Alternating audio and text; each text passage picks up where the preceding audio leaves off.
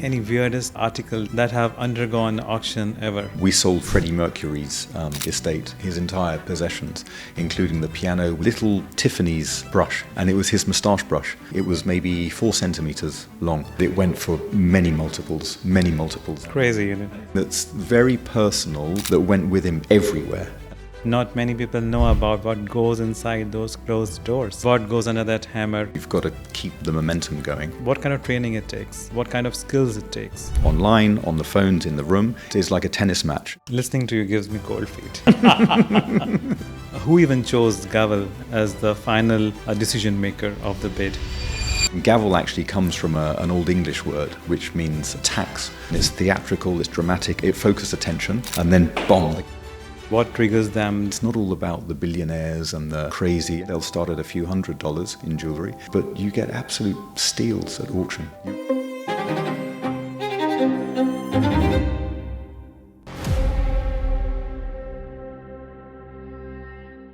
He sourced 50 carat for his private client. I'm Krishnaraj, the host of the Jewellery Pod. Today's guest is extraordinary. From Bond Street to Paris to Hong Kong and now in Dubai. He is Senior Vice President Luxury at Sotheby's. The work he has done is just a byproduct of his career. With him, we will try to know the psychology behind auctions and what goes under that hammer. He's the man if you want to spend millions of dollars on one particular piece. Let's join our hands to welcome Paul Redmayne from Sotheby's. Hi Paul, how are you? Thank you, Krishna. Thank you for having me. It's a pleasure to be here. Likewise. We have been chasing forever. We made it happen. We made it happen, and I fly tomorrow morning, so we're there, nick of time. Thank you so much for making it today on this platform. I talked with you several times off the camera. It's always about you either traveling or meeting client.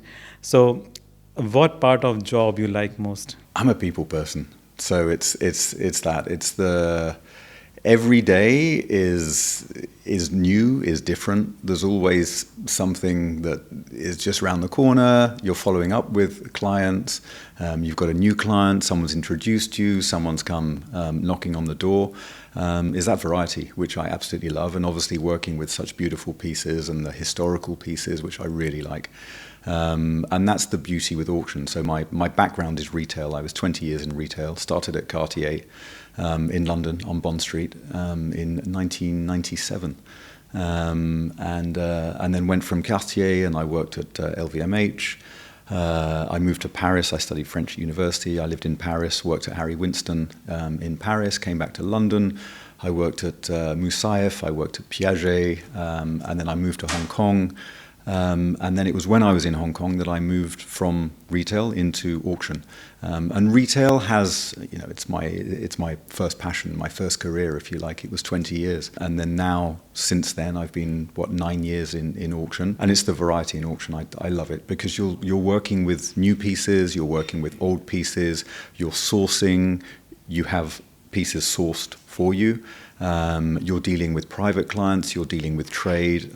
It's the same as Bond Street, Avenue Montaigne, etc. It's super international, and every day is different. I'm very lucky to do what I do. You are, and I'm super envious of your career. The names that you have just taken, I read them, and I do have seen them up close. But to have that kind of career is something phenomenal. So good for you. And from you, we would love to know, it's one of a kind podcast about auctions on the Jewellery Pod. We have covered all range of topics relating to jewellery, you name under the sun, and we have done it over here. I was so excited, more than, I cannot say that it was something I was wishing for very long, but it is a deep down mystery. Not many people know about what goes inside those closed doors. Before I get to know more from you, I would love to know how retail psychology is different from auction psychology. I'm sure by now you have worked on it. Yeah, and it's interesting because coming into auction is primarily secondary market, whereas retail is primary market. But there's a massive crossover with the clients, big crossover. So you'll get the clients who are the biggest clients of the largest houses on the retail side. They will also be significant clients of the auction houses as well, and they'll buy the latest piece, the latest collection from X house or retail side, and they'll be the high bidders at auction as well. And I found that crossover very interesting. And I've described a few times to people the difference for me between retail and auction. Retail is very commercial, but it is limited in knowledge. Auction is all about the knowledge, but is more limited in the commercial. And so you've got this magic apex where the magic truly happens, which is where you fuse retail and auction. And the psychology of it, when I was working at the retail houses, say I'm working at Harry Winston, a new collection comes in, I reach out to my clients, hello, this is the new collection, it's launching, come on Thursday, and we've got a cocktail, we're launching the new collection. There's no pressure for them to come on Thursday, because by definition it's a new collection. So it's going to be around, they can come Friday, Saturday, they can come next month. Whereas in auction, the auction is on Tuesday at 2 p.m. If you come at midday, you're early. If you come at 5 p.m., you're late. And so it's that focused effort, and it's the diversity as well. So say my client doesn't happen to like whichever house I'm working for, I prefer the other collection, or this isn't a collection which resonates with me. What do I say? Whereas at auction, if you don't like Harry Winston, I have Cartier. If you don't like that, I have Van Cleef, I have Bulgari, I have Tiffany, I have unsigned, I can source for you. I have modern Cartier, I have Art Deco Cartier, I have Harry Winston 1950s. You go right through the whole gambit, and that's what I love. And then if you're not in the market right now for jewellery, then I have watches. And if you're not in the market for watches, I have sneakers. We have bikes, we have the art, we have everything, and it's that diversity and that variety which I really like. It's super fast moving, and every auction is a mini project, and that is that urgency, and it's that you put together the auction and it slowly gets pieced together, and then it's the flow of the auction, and you don't want too many sapphires, you don't want too many rubies, you don't want too many emeralds, you don't want one piece cannibalizing another piece. You don't want to have two 10-carat D flawlesses in the same auction. It's very curated, and there's a lot of chance as well that you might be looking for something, but that thing doesn't come until the next season, or you can't agree on a price from the owner. Or conversely, maybe the owner wants to sell now, and they don't want to sell in 3 months' time at an auction. They're pressed to sell now. So there's a lot of factors that are outside your control, and then there's a lot of factors. It's the expression about the more I practice, the luckier I get. It's about putting yourself in that situation and just having a network of people who you can reach out to, who okay, if I'm looking for this kind of piece, I know I can go to that person. Oh, I'm looking for that kind of piece, boom. And I know, I've seen this piece. Who'd like that? Yeah, they'll like this one. Mm-hmm. And it's just sort of, you're like a matchmaker, essentially. You're like a sort of a bling-bling matchmaker. But don't you think it's way too engrossing? As much as it's part of your job, I believe it's a lot of presence of mind and combination of your eyes, tongue, ear, everything is required. Brain, of course. Does it give you anxiety, or you're cool with that? Yeah, I mean, I do meditation. So yeah, I don't drink coffee. I don't drink alcohol. I do meditation, and as you've seen, I cycle a lot. And I have my downtime is my just a sort of methodic metronome is my cycling, which is just the chung chung chung, and that it just clears the mind, which is lovely. But no, it's all controllable. It's all doable. As much as we adore what you do, it's kind of developed muscle that you have now. You have an eye for luxury, and you have understanding what client would love. Over the decade, what are your observations? Like, do you think that by 2030 there would be different kind of preference of all sorts of requests that you're receiving as on date? Yeah, and it's interesting throughout my whole career. So going back to almost 30 years, right? Just seeing how the market has changed, and definitely it's the commoditization. Clients have become far more dialed in to investment, and people are buying for investment, and people are looking for investment. We don't sell pieces for investment, but then if you look at the facts, and auction results are public, you can have a look at them, you can see them. And if you look at, say, in 2006, a 10-carat pink diamond, sold for 620,000 US dollars a carat. And nowadays, a 10-carat pink diamond, vivid pink diamond, is going to be $2 million, $2.5–3 million. We actually set a record with one in a couple of years back. We sold one for $5 million a carat. So that's an outlier, but you do see, if you look at, if you map out the graph for certain stones, like your pink diamonds, like your blue diamonds, you do see that there is, I think things go up. And I think that now we're seeing the transition of the generations. And so you're seeing now it's the children who are looking at maybe grandma has passed away, or maybe mum, dad has passed away, and they see a pair of 5-carat studs that dad bought mum in 1972, and there's an invoice, right, from Cartier, Van Cleef, Harry Winston, Bulgari, Tiffany, and they see it in black and white what they paid at retail. And maybe they've just been out to purchase their wife a pair of 5 carats, and they've seen what they paid. And you almost see this penny dropping moment. And then as well, it's with the internet, everything is so accessible now. With social media, with the internet, everything is so accessible. And people have a lot of knowledge. Whereas when I started out, in theory, the salespeople knew more than the client, or had more reserved knowledge. But the collectors, certainly in auction, the collectors, their knowledge is phenomenal. But then I will maintain as well that you can have an intern in a jewellery department at any of the 4 big auction houses will know more about X brand than that brand's #1 global salesperson, just because of the depth of knowledge. Because if you look at it from a retail perspective, it's more superficial. It more skims the surface.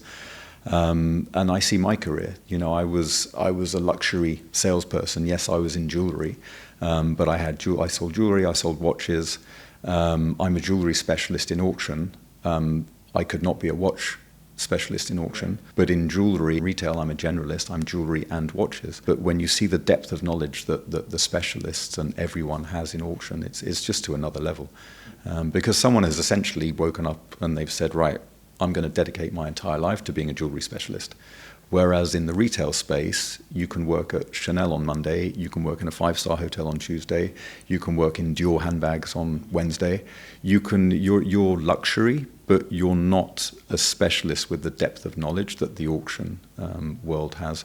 And it's very special. And I constantly say the auction world does not know how much knowledge we do have. It's only when you come from the outside, when you see it's like... If may I ask that you started from retail, then eventually you entered into this field where auctions and luxury of all sorts is accessible to you. Someone entering today as auctioneer in Sotheby is what it takes to be a seasoned auctioneer. I think everyone has their different style. I personally, some auctioneers, they're not big fans of charity auctions. I like charity auctions because they're fun, typically. You can get the crowd going.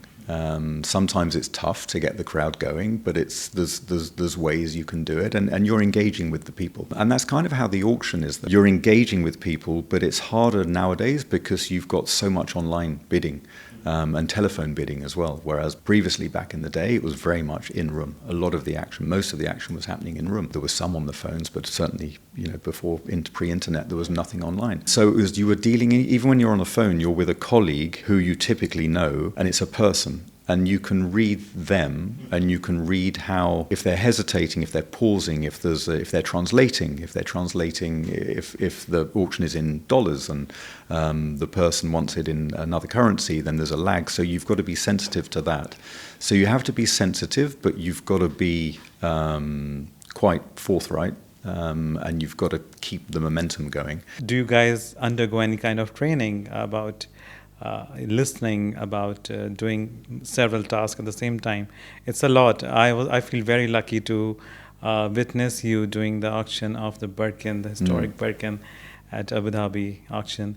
and it was a lot going on. People were on phone, they were sitting right in front of you. So what kind of training it takes? What kind of skills it takes? So you have spotters in the room. So you do have people, because it's quite, when you have the lights on you, certainly when you're up on the rostrum, you're on the stage, you've got the lights on you, and it's sometimes quite hard to see. And if someone's towards the back of the room, if they're bidding, you can't see them. So you have spotters who are flagging and they're waving, and then you see and they're pointing, and so you take the bid, and then you've got to look at the camera. You have a couple of screens down that the cameras can't see, and they're telling you if there's an online bid. So they will flash, and then you know there's an online bid. But then you've got your book, which is the Auctioneer's book. It's historically called the Auctioneer's book, and that. These bids, these are the absentee bids. So an absentee bid is a bid that someone has left before the auction. And if the estimate is 1 million to 1.5 million, then someone will say, okay, I will pledge, I'll go up to 1.3 million. And so you know, as the auctioneer, you're covered till 1.3 million. And this takes precedence. So if someone else online, on the phones, in the room, if they bid 1.3 million, this person wins because they've got precedence. And so it's just being aware that, and going from lot to lot, having a look down and saying, right, 1.3, and then having to land on 1.3.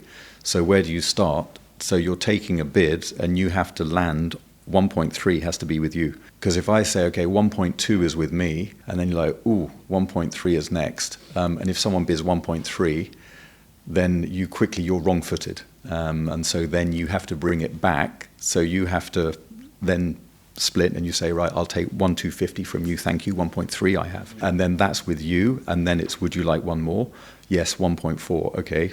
The book's out, it's now yours, 1.4 million. And then you can relax a bit because you know that this is taken care of, your top bid here, and you'll have several bids, and the top one will be the 1.3, and the only one that counts is the 1.3 in that case. So if someone's bid 900, someone's bid 950, someone's bid 1.1, 1.2, yes, great. The 1.3, the top bid, is the one that you focus on. But again, you've seen the speed of the auction, and so you go to the next lot, you look down and you see, right, 1.3, okay. And you just glance down at your top lot. So you know that you've got 1.3, and anything else that happens, this takes precedence. But then you have a clerk next to you who will say, online, and you say, thank you, I've seen you online. And then so you have eyes and ears, you do have assistance, but yes, you've got to be very, very on it, not too caffeinated. That's a lot, I would say. Do you follow any rule book about increasing the bid? Is there any percentage involved, or do you know that how much you can go up, or is there any cap as well? Yeah, there's a set structure. So there's a set cadence and set structure. So you'd go 30, so you'd start in the 20s. It's typically a 10% increment. And when you get to 50 or 5,000, so depending where you're starting and depending on the currency, so 5,000, then goes 5,000, 5,005, 6,000, and then you go all the way up. And then when you get to 1 million, you tend to, things tend to slow down, unless it wouldn't go, 1 million, 2 million, 3 million. It's like 1 million, and then someone would be 1,050,000. And then you slow it down a bit to then get, okay, 1,050,000, and then 1.1, 1,150,000, and then someone might say 1,005,000. Thank you, 1,005,000. And then you kind of play it by ear then and read the room, because you don't want to push people too high, and you just if you let things go in their rhythm. You saw with the Birkin, it went slow, and then it went, it goes fast, and then it slows down, and it goes fast. It's like a dance. And it's just you have to make sure that the people are comfortable, that the bidders are comfortable, that they're taken care of. And it is sometimes challenging if you have 2 phone bids. If a lot of bids, it is like a tennis match, and if it's all happening over here, you've also got the rest of the room, you've got the internet. And so you're looking here, but then you have to look, there's online, and there you look into the camera and you see them, because most people nowadays are looking online. And if you're just looking away the whole time, you have to remember to look into the camera and to include them as well, so they feel included. Listening to you gives me cold feet. Trust me. You'd be good at it.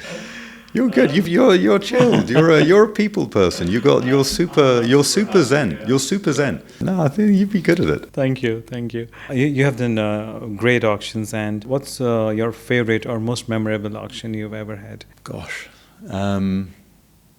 many. I like that we do a series now called the Royal and Noble, and we had last year.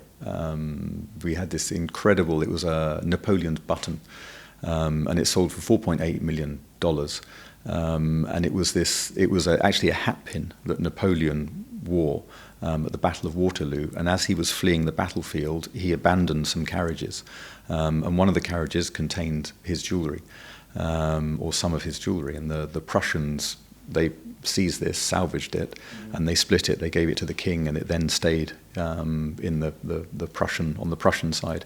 And it came to auction last year, and that was, you're looking at this, you're holding it, and it's Napoleon's. I mean, it's Napoleon's, right? It's amazing. And then we had the Anglesey necklace as well, which was in the L'Affaire du Collier, which was Marie Antoinette. It's been linked with the downfall of Marie Antoinette, even though she didn't actually wear it herself. But you see these pieces of history, and it's just, it gives me goosebumps. It's incredible. These are museum pieces. They're beyond museum. And those ones are very, very memorable. And then you get the passion projects, like we sold Tadej Pogacar's. We got a record for a bicycle. Sorry, this is jewellery, I know. But we sold Tadej Pogacar's. Go on, you love cycling. I do. We sold Tadej Pogacar's the bike he rode in the Tour de France last year, which he won on. And we sold that for $190,000. And bidding for that, it was a no reserve bike, and bidding started at $1. $1. And we ended up selling for $190,500. And there was a real bidding frenzy for the bike. And the gentleman who bought it, he bought it to put on his wall in his office. Massive cycling fan, who I've since got to know. And it's that as well. You're meeting. It's the collector mentality. You're meeting these people, and everyone has a different reason for collecting and a different reason for bidding on a specific lot, and it's fascinating to hear that and to hear the stories, yes, behind the piece, but the stories behind the acquisition and why people want to acquire a piece as well. Talking about bidder mentality, what would you say, what triggers them? Is it only belong to someone who really want to spend millions, or it is someone who can also who kind of want to spend as low as $5,000? Yeah, and we've got, coming up now in Geneva, the entry level and auction. I would say auction has a challenge in that it's perceived, and I hold my hand up. Before I came into auction, I thought the auction world was very elitist and very, and it's not. It really isn't. It's not all about the billionaires and the crazy. And you look at the prices. I mean, we're a fraction of the price of retail. If Cartier sell a necklace for $1 million, it's going to be 300,000 at auction. So it's not at all this exclusive enclave for the billionaires. And we have pieces. We have no reserve lots that will start no reserve at. We don't tend to start them at $1 in jewellery, but they'll start at a few $100s in jewellery. Coming up now in Geneva next week, we've got lots at 4,000 francs. And then Hong Kong, we had the Hong Kong auction last week. A couple of weeks ago, we had lots similar price range, $1,500 starting point, and they sell for $1,500, $1,700, $1,800. So we kind of cater. The headlines are made with the Napoleon and the Marie Antoinette and the vivid blues and the vivid pinks and the multi-million dollar. That's what makes the headlines, because that's what the world likes and social media likes. But you get absolute steals at auction. You really do. You get absolute steals. Isn't this amazing? It's about more, I believe. Yeah, and it's being in the ecosystem. Yeah. I think if you buy something at retail, if you bought it 30 years ago, yes, you'll make money selling it at auction now. But if you buy something at retail, if you bought something in the last 5 years and you bring it to auction, that's going to be an awkward conversation. But if you bought something at auction 5 years ago and you bring it back, typically that's when you start, that's interesting. And then we get little spikes. We're sort of these foreseers of fashions, because we're talking to clients, privates, and we're talking to trade. And so we see that sapphires are super hot. People are going crazy for sapphires. And we see that yellow diamonds are having a moment. And we see now with the old mines. And I said, I need to find the email, but I sent a colleague an email in January. And I said, I'm going to do a post on Insta for my predictions for 2026. And I didn't do the post. And my prediction was old mine diamonds, so the older, more historical diamonds, champagne diamonds, so brown diamonds and that hue, and black and gold, that Victorian in the silver setting. And then Pharrell came out with a necklace that he'd done for Tiffany with a black gold bezel around it. We've seen champagne diamonds. Harry Styles just got engaged to Zoe Kravitz with an old mine. And, coming on the back of Taylor Swift. And we see this, I'm not blowing my own trumpet about this. We see what happens, and we have finger on the pulse for more than the brands, because the brands are selling what they have and they're pushing and they're creating from their archives, whereas we see all brands at all times, and we see what people are asking for us. Paul, can you make me a pendant? I'm looking for a yellow diamond. And even the cut, ovals are really big at the moment, and we're seeing that ovals are just getting bigger and bigger. And then we see the Met Gala, and we see what people are wearing, and that trickles down, because people then, they see, I want to wear what Rihanna's wearing, or I saw Beyonce wearing such and such, or I saw Mrs. Ambani wearing such and such, and wow, can you make me something? Can we do something like that? Do you actively receive queries from what Ambani family wears? The brooches, the emeralds, the diamonds. Yeah. People see, and it's. I think it reassures people when they see, because maybe it's something that they themselves like, and then when they see it in such a public forum, it's okay. Well, this is a thing, right? Good. I will ask for this now. And it will be, clearly this is having a moment, because we've seen Taylor Swift, and then we've seen whoever else having this, and then we see the old mine, and people, you just see this movement coming through. And the beauty of us, because we have auctions, we have 2 main auction cycles per year. We have the spring, and then we have the autumn cycle. We're able to pivot, tweak, and find things very quickly for those cycles, compared to a brand which has got a slower lag time. And this leads on to the bespoke initiative that we launched last year, which is custom making jewellery. And we can do it very quickly. I've been doing it for quite some years for clients, and we've now made it official at Sotheby's with this bespoke initiative. And we can turn a ring round in 10 days. We source the stone, and once we've got the stone, then we work on the design, and we have complete flexibility. So if a client, I'm making a 10 carat cushion stone for a cushion diamond for a client now. She has a tiny finger, and she would like it set horizontally. And I said, you've got tiny fingers. It might be a little bit uncomfortable in closing. It's going to sit over 3 of your fingers. Maybe we set it vertically, going down the finger, or maybe we set it going 2 o'clock to 8 o'clock, because that's kind of cool. And she wants oversized prongs, which I love. And so she's got these, it's just a simple band, simple stone, no other side stones, but just with these they're called tiger claws, and these oversized prongs, which just it's a design without being a design. It's a 4-prong setting, but with a twist, and I love that. And I love the fact that I'm not the one wearing it. Yeah. If that's what you want, absolutely we'll make it. And then I can suggest, actually, do you want to do this as well? And should we do this?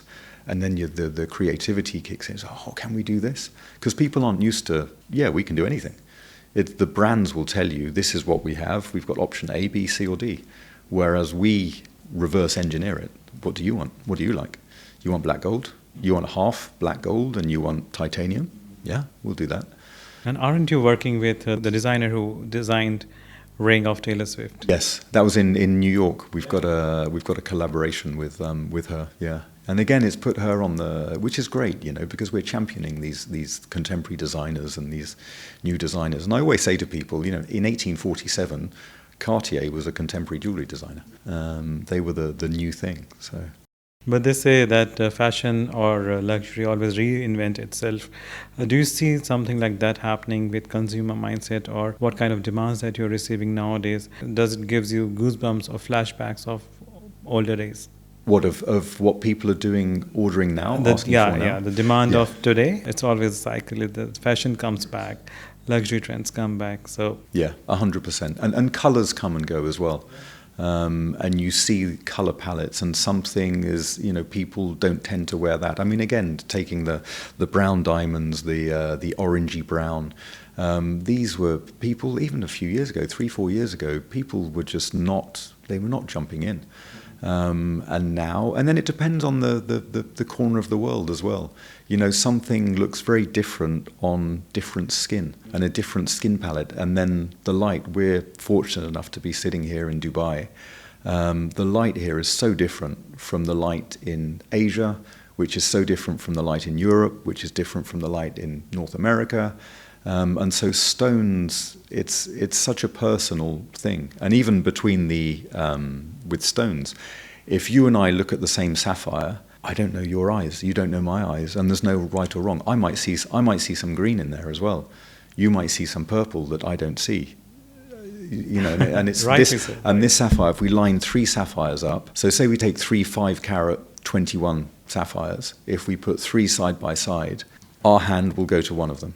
And it won't necessarily be the same one. right. And if you just invite the person with you, please, I'm sure. jump in.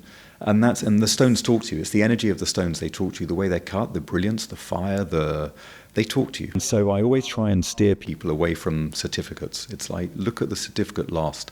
Use these, and then look at the certificate if you have to. And do you think that color stones are stealing the limelight of diamonds? I think the brands are using coloured stones more, but I think that's in part due to there's a smoke and mirrors effect. Because white diamonds with rapport, it's very transparent. It's almost a race to the bottom. People know, and people ask, well, what's the discount of rapport? It's very easy, and a D is a D, a G is a G. Whereas with a sapphire, and I find with pink diamonds as well, I personally I love purplish pink. I find it just gives that bubble gum, that warmth that a straight pink, for me, is lacking. But the market says I should like a vivid pink. Well, I don't. I prefer a vivid purplish pink. And it's that warmth that it just talks to me a lot more. And I find, and even between vivid pinks, you can have 3 vivid pinks. One might have a bit of grey in it, one might have a bit of orange in it, one might be very pink and borderline purple or purplish pink. But they all got vivid pink. So if you look at the certificate, vivid pink, vivid pink, vivid pink, one might be a lucky vivid pink. It's actually intense. And it's the weakest, it's the least saturated, it's the most diluted in terms of colour.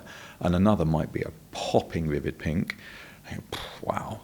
But if you look at the certificate, it says 5-carat, 3, vivid pink, 5-carat, 03, vivid pink, 5-carat. And so this is why you have to use your eyes. And I think that's... It's subjective, I believe. It's very subjective. You cannot define color stones. Paul, as much as I'm impressed by your jewelry knowledge, I'm equally taken aback by what you know about color stones so far. Allow me to take you back to the auction room, and I would love to know who even chose Gavel as the final decision maker of the bid. So it's interesting because if you look at the 4 major international auction houses, they were all were born in London in the 1700s, which is fascinating. I don't know why. And then it was in the 18th and 19th century that the gavel came into being. So initially when auctions were happening, the auctioneer would just shout out, sold. And gavel actually comes from an Old English word, which means tax. It's a proof that there is something economic happening. And so the gavel then became the name given to the hammer. And I think it was a dramatic conclusion to an auction. It focused attention. And if there's a lot of noise going on in the room, and if the auctioneer shouts sold, then people sometimes would miss it. Whereas if the gavel's up, there's something to look at, and then the gavel, people know, okay, if I'm going to bid now because he's going to put the gavel down. And then, the gavel comes down, and it's theatrical, it's dramatic, and it's that's it. That's the end of this lot, and now we go on to the next lot. And then you see in judges in a courtroom. So typically in auction, we use small gavels. We have very small hammers, and some auctioneers have they only have the head, the hammer head, and they just cup it in their hand and they bang that. Some auctioneers have a handle, and some auctioneers do have a larger one. And typically for a charity auction, you might have a larger one because it's more viewable, it's more theatrical. But auction tends to have smaller gavels, and legal courtrooms tend to have, the judge will have a larger gavel. It's a symbol of deal. I think it's a symbol of like the authority. I think it gives an air of authority, I think. And I think there is that association with the legal. But ironically, the people do think that the legal entity comes in, or the legal engagement comes in when the gavel does go down. But the legal engagement is actually the auctioneer accepting the highest bid. It's not necessarily when the gavel goes down, but that's part of the process, and that's the formal acceptance of the highest bid. Thank you for sharing that with us. And talking about, I think you have sold innumerable color stones and you have sold historic jewelry. Any weirdest article that have undergone auction ever? Yeah, and it's fascinating being in such a big international auction house as Sotheby's. The breadth of what we do sell. One of my favourites was 2 summers ago in London.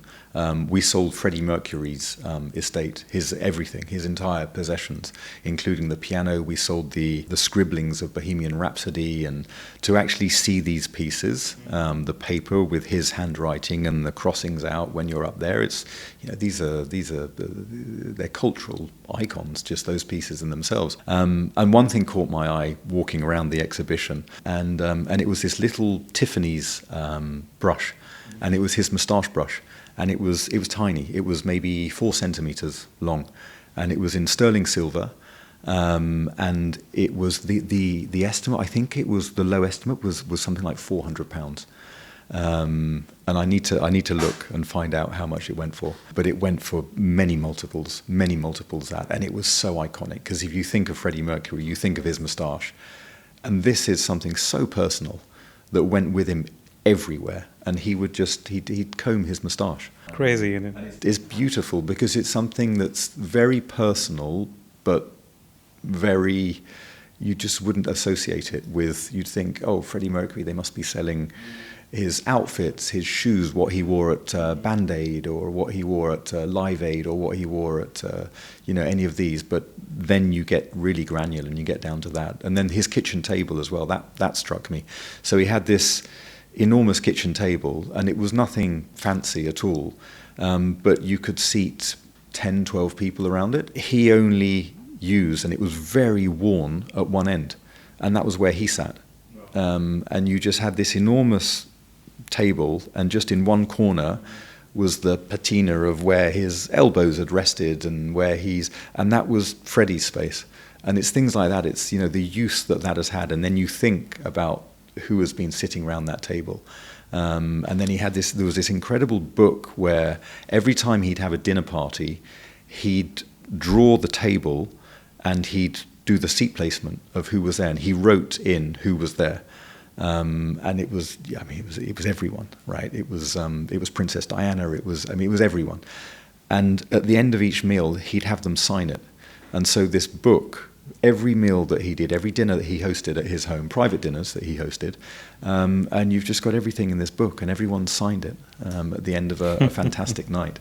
Isn't this beautiful? Oh, it's lovely. It's lovely. And I understand these such kind of historic and phenomenal things come to you to sell. What kind of due diligence is done by Sotheby's and by the party before the auction is done? About authenticity, about if it's really belonged to Freddie Mercury or any historic person, and if it has really that value that is coming for the auction.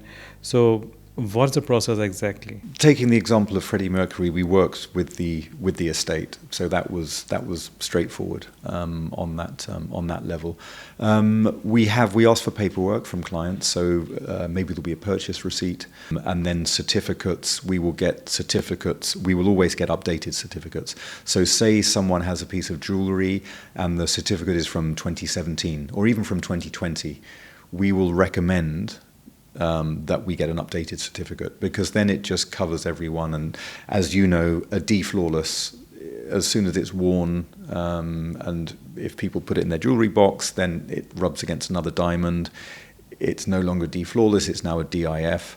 And then we just say transparently what it is. So we always ask for updated certificates, and we work with the world's top laboratories. So we work with the GIA, we work with SSEF for the coloured gemstones and pearls, SSEF, we work with Gobelin, we work with AGL, and typically for coloured stones, if there's a cashmere sapphire, for example, we would ask for a Gobelin certificate and an SSEF, and ideally an AGL.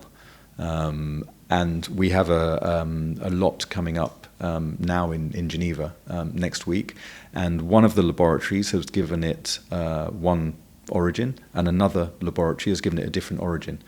We don't hide that. We put that transparently. We say Gobelin say X, and SSEF, AGL say Y, and then we put it there. And we don't make a call on that, on where it is. We just say this is a 15.38 carat sapphire, Gobelin certificate, 2026 saying this, and a AGL SSEF certificate 2026 saying that. Isn't this confusing to the end user? Yeah, and it's rare though. It's rare that happens. But typically it would be, and people are reassured when you have one certificate, two certificates, three independent laboratories have all said this is cashmere, unheated. Great. And how do you prevent any forfeit articles or gemstones or jewelry? It's down to experience. Obviously, we have tremendous experience within the department. You do get a sixth sense for pieces as well. So if something's purported to be from the 1920s, and if it's very unworn, unused, and maybe the prongs, and maybe they're not older stones, maybe they're modern cut, it's like, something doesn't add up here. And maybe some stones have been replaced, or else you'll get a ring where the client will say, here we are, this is from Harry Winston, and this is it's an emerald with two pear-shaped side stones, and the emerald, they have a certificate for the emerald, and the emerald is 13.26 carats, but engraved in the ring it says D 12.01. So, and that's consummate with the age of the ring. So Harry Winston, D diamond, 12.01 carat. So why is this? So this isn't, yes, the ring is original. We trust the ring. That's Harry Winston. That's stamped. It's got the hallmarks. It's got everything. But that's not the original stone. And so there's little things like that maybe even the buyer themselves, maybe they won't know if they bought it elsewhere, not from Harry Winston. Maybe they don't know that this is not the original. So there's a lot of experience that goes into it, and there's a sixth sense as well. It's very intriguing. It's very interesting. Yeah, and we do our research, right? I mean, we're 280 plus years old.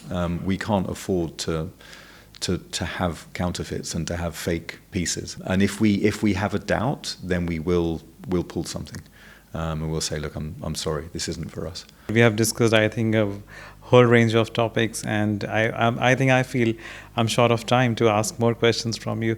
But I would like to take back to your prime days when you started your career from Paris, then you spent some time in Hong Kong. After all these years, you decided to stay in Dubai. So what kind of observations in luxury consumption that made you stay here, and how it is evolving with each day? Yeah, for me, Dubai was always going to be the final destination. My wife is Egyptian Lebanese. I met my wife here in 2005. We got married here in 2008. I hauled her to Hong Kong. That was on me. We had 10 great years there, and then it was always right. We'll come to Dubai, and it coincided with Dubai exiting from COVID, and just the trajectory of the UAE has been phenomenal since 2020. It's always been a remarkable place, as you well know. And for me, coming here from 2005 to now, I mean, you know, the changes I've seen in 20 years are incredible. My wife's family moved here in 1991, and when she moved here, Sheikh Zayed Road was 2 lanes. There were five-star hotels and 1 cinema in Dubai. I mean, her family have just seen incredible changes, and they've seen the ascent. And her parents are still here now; they're still based here. So they're very loyal to Dubai, as are we, loyal to the UAE.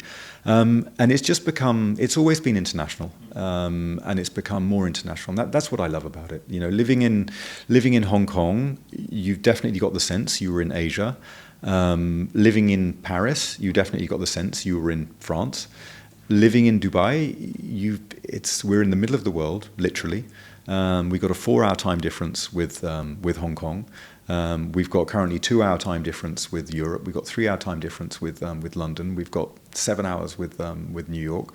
It's a very, very easy place to do business, and obviously we can fly anywhere, we can be anywhere. And it's just the people, the energy of this city is phenomenal. And for families, you know, we have 2 daughters, 15 and 10. They love it here. One of them was born in London, moved to Hong Kong when she was 14 months old, and the second one, she was born in Hong Kong. So they're definitely Asian babies, having done 10 years of their lives over there. And then moving here, they love it. And they've always felt that Dubai was home. And I think that's the thing with Dubai, with the UAE. It's so easy to feel that it's home, because it's a melting pot of every culture and everything. As much as you love Dubai, I would also love to know, is this region is really driving the trend of luxury consumption, be it jewelry, cars, be it those massive homes? Do you feel they create the trend or they follow the trend? I find there's a mix of both. And I find that what I find now is a lot of industries, the luxury industry, is taking this region very seriously, finally. For a region that has essentially been looking after, taking care of the luxury industry for 40 plus years, finally the luxury industry is repaying that and saying, yes, okay, we acknowledge you. And just from my time, you know, my whole career spent in London and in Paris, the main clients, the forever perennial clients, were GCC clients. You know, they've got such a deep affection for Europe that this region has historically, and the spending has come from this region. And so I think a lot of people think that there's a lot of money here, but then they question about where the drive comes from. But I find that here, people are driving taste here. They're driving. They go exploring for contemporary designers. I've been to see some collections here, all around the GCC, and I've seen Art Deco Cartier watches alongside a pink diamond, alongside a Fernando George piece, a pebble stone ring. I mean, it's such an eclectic collection, and they buy for the aesthetic, which I love, because it's a genuine, sincere purchase when you buy because you like it. You don't buy because you think, oh, maybe this will be worth X in 5 years. I find the GCC live very much in the present and very much in the, I like this, I'll buy it. Any final comments as Paul? Something you learned very hard way. Something I learned very hard way. Something I learned the hard way. Coming into auction, I had massive imposter syndrome coming into auction, because you come from retail and suddenly you're surrounded by these insanely knowledgeable people. It's intimidating. It's very intimidating. It's very intimidating, because these people have been in this industry for 15, 20 years, or even people who've been in the industry shorter. And then you come from retail and you think, well, you know, I'm a career jewellery person. But then you come into auction, and you know the big houses I've worked for, and you come into auction, and it's a drop in the ocean of what you actually need to know. And it's been fascinating learning that, and I've really enjoyed it. And just gleaning. You see so many pieces as well. Like if you work at Cartier, a Cartier salesperson would have seen the exhibition at the V&A in London last summer, yes, but they won't have seen the pieces and had the pieces go through their hands. And we're very fortunate, we do day in, day out. So we historically see pieces from the 1900s, 1910s, 1950s. And it's actually having that hands-on experience and being able to live with these pieces and appreciate them. It's very special. Thanks a ton, Paul, for sharing all this on Jewellery Pod. It was lovely speaking with you and knowing more about you so up close. And yeah, it was amazing. I think I do have certain things in my mind, but maybe for next time. Thank you, Krishna. Thank you so much for having me. It's such a pleasure. Thank you again for your time. Thank you so much for sticking around for this interesting podcast. I learned a lot. I still got cold feet after listening what amazing things Paul has done. And if you think I missed something, please feel free to write in the comments below. This podcast would be shared across 7 platforms. Description given below. And please feel to ask more questions, share your feedback, and let us know what you'd love to hear next time. I'll make sure to bring it to you. Till we meet again, thank you so much. Stay tuned.